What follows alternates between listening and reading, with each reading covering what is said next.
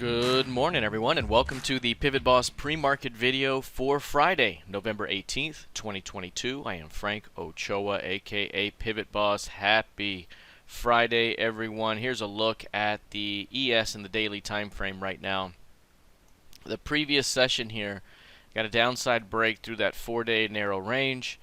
Price dropped, and late in the day here we saw a little bit of a recovery back above the previous session, or the current day's midpoint, right inside that bullish Pima trigger zone, right at the 39.20 key level that we mentioned before, 39.20.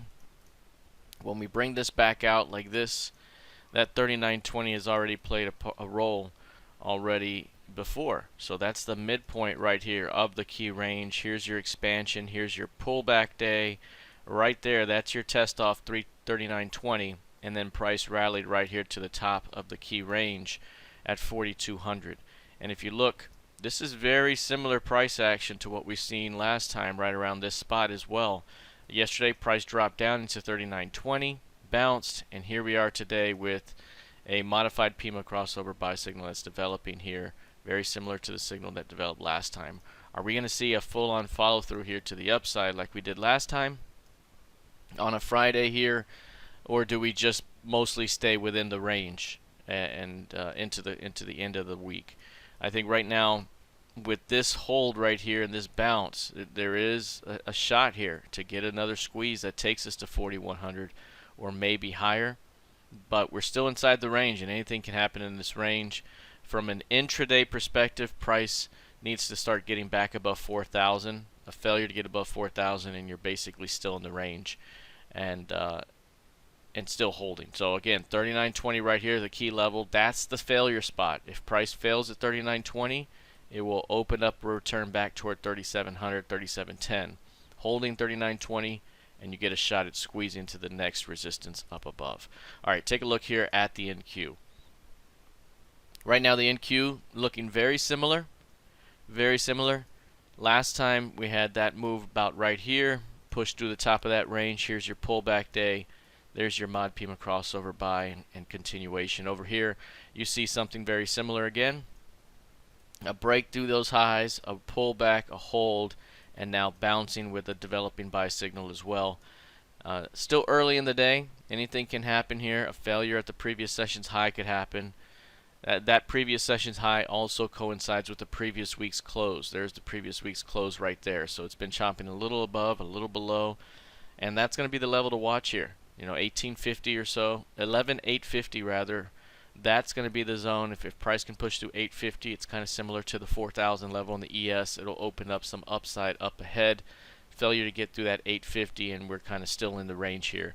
This lower level down here is going to be very important. That bottom from yesterday, 11,530, 11,540. A failure there early next week could open up another rotation back toward 10.6. So that's a big time pivot to watch. If that pivot continues to hold as a low, we squeeze.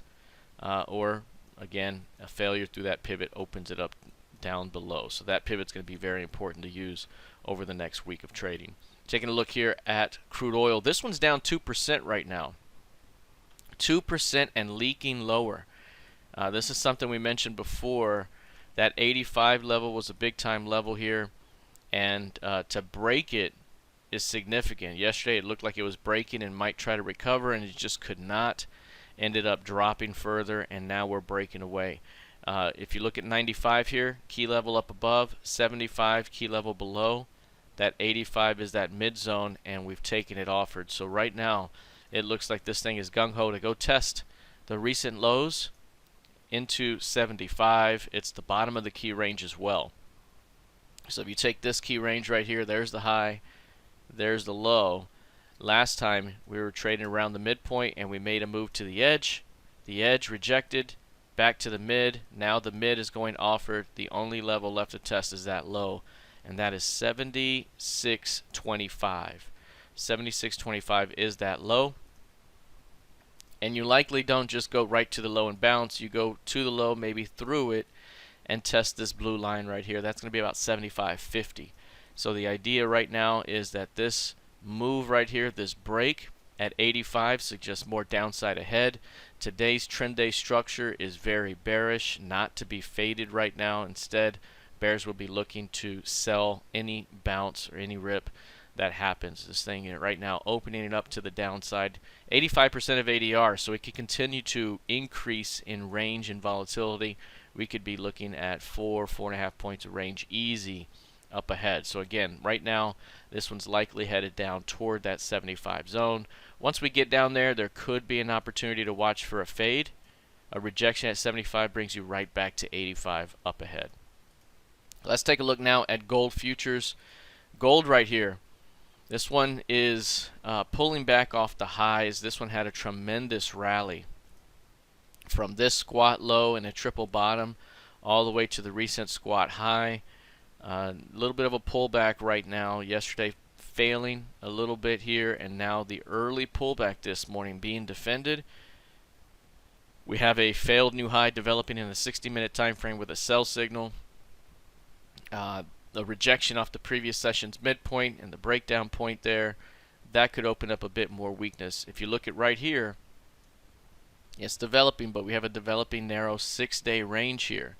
So if we bring this up to 6 days like that, it's a developing 6-day range at these highs after the recent squeeze that could lead to the next move ahead. So right now, energy building here. You can see 39-40% of average range in this narrow range right here. We could be looking at a good expansion move. A break to the downside could bring you back down towards 740, maybe a bit lower into the midpoint of the recent impulse rally. So again, this range right here could be energy building range that could lead to a nice breakout soon. You could be looking at anywhere between 100 and 125 points of range up ahead. Lastly, taking a look at ETH futures. This one's up 1.7% right now. We were looking for this thing to hit this 1355 half midpoint after the impulse sell-off, and instead we've gone dark, gone quiet, and this thing is trading a very, very modest triangle pattern here. Not a whole lot of action right now out of this one, and we'll see how it goes from here. But looking for this thing to return back toward the midpoint of the impulse move to get us a new key range.